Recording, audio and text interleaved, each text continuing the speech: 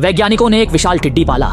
जैसे ही वे नमूने इकट्ठा करने वाले थे, अचानक टिड्डी ने पकड़ छुड़ा ली और तुरंत बाद एक डरावना दृश्य हुआ। हजारों टिड्डियां पिंजरे से बाहर आ गईं। दोनों डर के मारे स्टील दरवाजे की ओर भागे, लेकिन टिड्डियां अपना भोजन खोना नहीं चाहती थीं और उन पर पागलों की तरह हमला करने लगीं।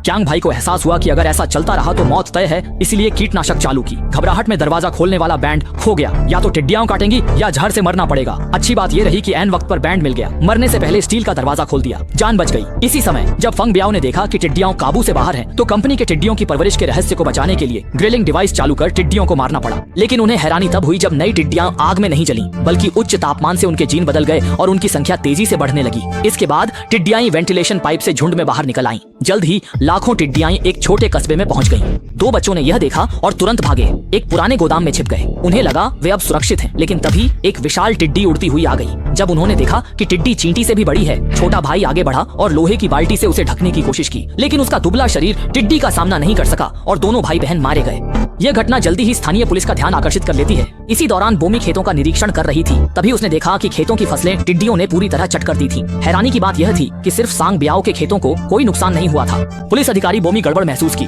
उसे पता नहीं सांग ब्याओ साजिश थी। उसने चुपचाप उत्परिवर्तित टिड्डियों को पाला और गुप्त रूप से उन्हें देश भर के गेहूं के खेतों में छोड़ दिया। उसका मकसद था कि पकने वाली सारी फसल को टिड्डियां खा जाएं, जबकि अपने खेतों में उसने एक खास दवा डाली थी जिससे उसके खेतों को नुकसान नहीं हुआ। सांग ब्याओ ने इसी तरह देश के अनाज पर एकाधिकार स्थापित किया ताकि वह खुद मुनाफा कमा सके। योजना शुरू होते ही पुलिस अधिकारी बोमई को शक हुआ। अनुसंधान परियोजना देखने के बहाने वह चुपचाप कियांग जी को लेकर सांग ब्याओ के गुप्त अड्डे पहुंची। कार्रवाई शुरू करने से पहले ही सुरक्षा कर्मियों ने उन्हें पकड़ लिया और वे गलती से उत्परिवर्तित टिड्डियों की प्रयोगशाला में पहुंच गए। वहां उन्होंने एक विशालकाय टिड्डी देखी जिससे शुरुआत में दिखाई गई घटना घटी। सौभाग्य से दोनों वहां से भाग निकले। ये खबर सुनकर सांग ब्याओ को डर हुआ कि उसकी साजिश उजागर न हो जाए। उसने अवैध अनुसंधान छुपाने के लिए 3 स्तर की आग से सबूत नष्ट करने की कोशिश की और अरबों की संपत्ति लेकर हवाई जहाज से भागने की तैयारी की। लेकिन जैसे ही वह विमान पर चढ़ा, एक विशाल टिड्डी ने विमान रोक लिया और उसे उत्तर पश्चिम की ओर भेज दिया।